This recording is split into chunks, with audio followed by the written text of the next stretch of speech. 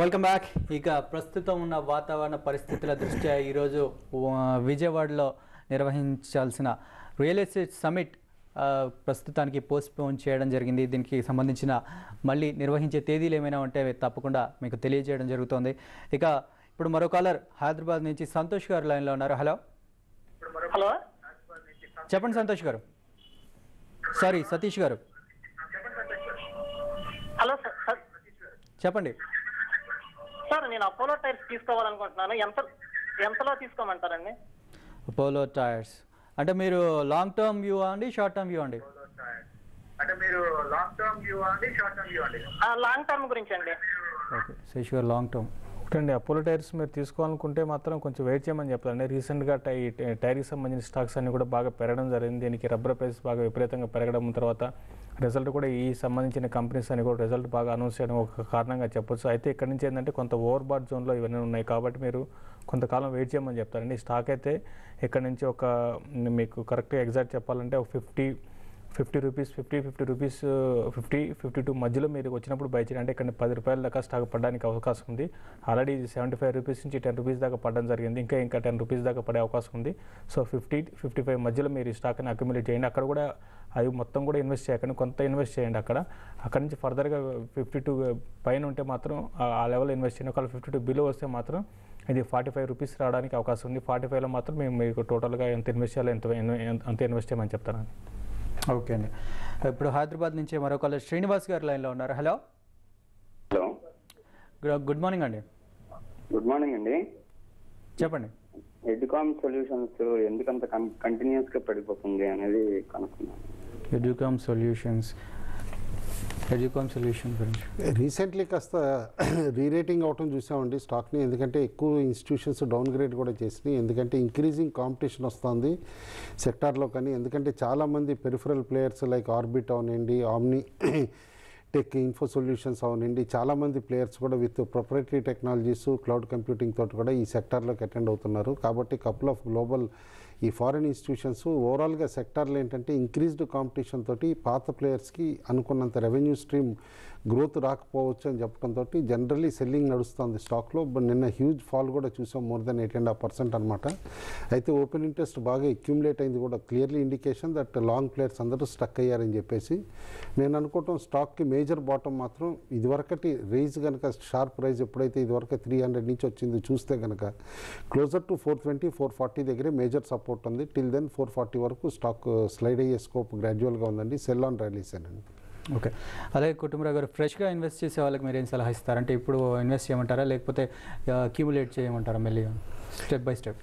ఎప్పుడండి బాటమ్స్ చెప్పి రావండి, సిమిలర్లీ టాప్స్ కూడా చెప్పి ఫామ్ కావన్నమాట. కాబట్టి ఎవరైనా నేను టైం చేయగలను, అబ్సల్యూట్ బాటమ్ ఈ లెవెల్ నుంచి మార్కెట్స్ ఇక పడవు అని చెప్పేసి టైం చేయగలను అనుకునే వాళ్ళందరూ కూడా నేను అనుకోవటం ఫూలిష్ అనమాట. ఎందుకంటే అండ్ హైలీ అన్రియలిస్టిక్ పీపుల్ అవుతారు. కాబట్టి ఏంటంటే ఇప్పుడు ఇంత కరెక్షన్ వచ్చిన తర్వాత ఆల్రెడీ మనం చూసాం క్లోజర్ టు 5400 దగ్గర నుంచి ఆల్రెడీ 4900 దాకా రావటం. ఇవాళ మేబీ 4800 ఇవాళ టెస్ట్ చేసినా కూడా మనం సర్ప్రైజ్ కావన్నమాట. దట్ ఇండికేట్స్ దాదాపు 15% మార్కెట్ కరెక్ట్ అయినట్టు అనమాట హై నుంచి.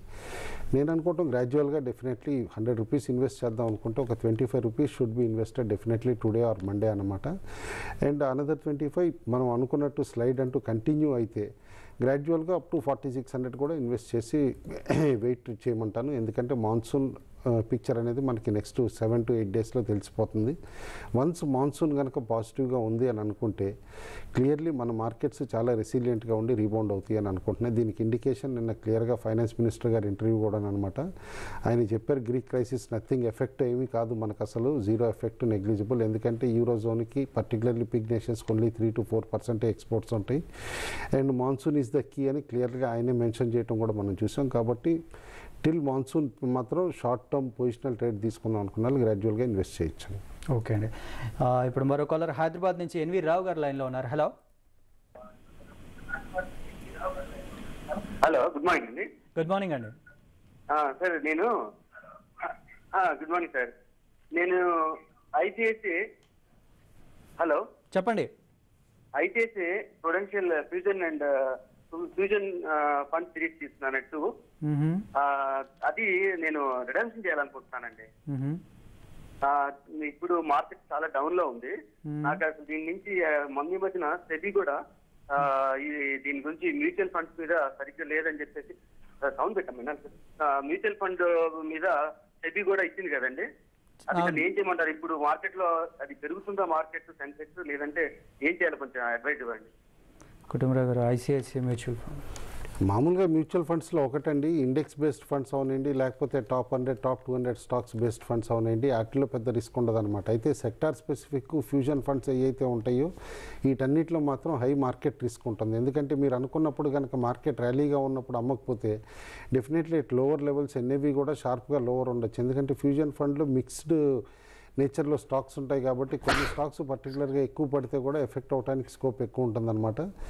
నేను అనుకుంటున్నాను ఎవ్రీ స్మాల్ ర్యాలీలో కూడా డెఫినెట్లీ ఎగ్జిట్ అవ్వండి. ఎందుకంటే దీని బదులు హెచ్డిఎఫ్సి కానీ స్టేట్ బ్యాంక్ది కానీ ఇండెక్స్ లింక్డ్ ఫండ్సే మీరు బై చేయండి. ఎందుకంటే ఇండెక్స్ లింక్డ్ ఫండ్స్ ఉంటే కనుక మీకు మార్కెట్ ఎప్పుడైతే ర్యాలీ అవుతుందో ఆ టైం అప్పుడు వల్ల కూడా ఆపర్చునిటీస్ కూడా వస్తాయి. ఓకే అండి.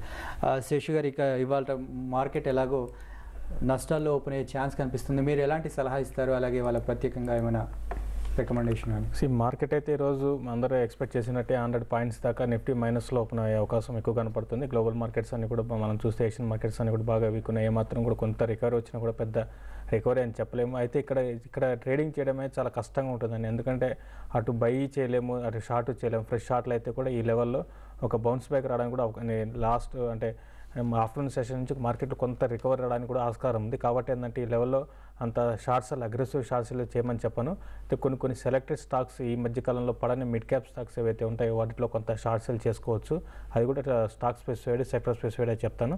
అయితే ట్రేడింగ్ మాత్రం కొంత అవాయిడ్ చేయమని చెప్తాను. దీనికన్నా మీకు కాల్స్ పుట్స్ మీద ట్రై చేయమని చెప్తాను. చాలా వరకు మార్కెట్లో ఏమాత్రం ర్యాలీస్ వస్తే పుట్టు ట్రై చేయమని చెప్తాను. మార్కెట్లో ర్యాలీస్ వచ్చినప్పుడే పుట్టు తీసుకోమని చెప్తాను. ఇప్పుడు కరెంట్ లెవెల్స్ నుంచి ఏంటంటే మార్కెట్లో ఒక బౌన్స్ బ్యాక్ రావడానికి కూడా ఆస్కారం ఉంది ఈ రోజు కానీ లేకపోతే నెక్స్ట్ వీక్లో కానీ. కాకపోతే ట్రేడింగ్ కొంత అవాయిడ్ చేయమని చెప్తాను. పర్టికులర్ స్టాక్ విషయానికి వస్తే యాక్సిస్ బ్యాంక్ ఒకటి రీసెంట్గా బాగా పెరిగింది కాబట్టి దాంట్లో ఒక సెల్లింగ్ అనేది ఈరోజు వచ్చే అవకాశం ఉంది. కాబట్టి యాక్సిస్ బ్యాంక్ని ఎవరి ర్యాలీలో ఈరోజు షార్ట్ సెల్ చేయమని చెప్తాను. టార్గెట్ వచ్చి 1140 1150 రూపీస్ దాకా స్టాక్ వచ్చే అవకాశం ఉంది.